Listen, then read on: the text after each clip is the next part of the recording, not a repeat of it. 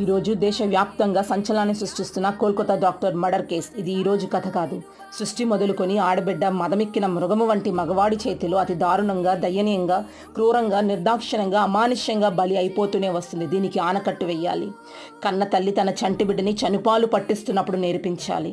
ఆడబిడ్డ సృష్టితో సమానమని, ఆడబిడ్డ లేనిదే సృష్టి లేదు అని.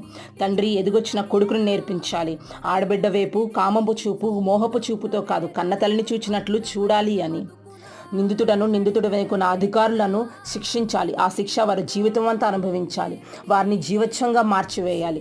అప్పుడే కదా మరో ఆడబిడ్డ వైపు చూసినప్పుడు ప్రతి మృగము వంటి మగవాడికి వెన్నులో వణుకు పుడుతుంది. తను పాడు చేయాలన్నా, తన గాలి సోకాలన్నా, తన యొక్క నీడను తాకాలన్నా భయ ఆందోళన కలగాలి, ప్రాణాభయం కలగాలి. అటువంటి శిక్షని మనం వెయ్యాలి. అటువంటి శిక్షని వేస్తేనే ఇంక మీదట ఇటువంటి అఘాత్యాలు మన దేశంలో జరగదు.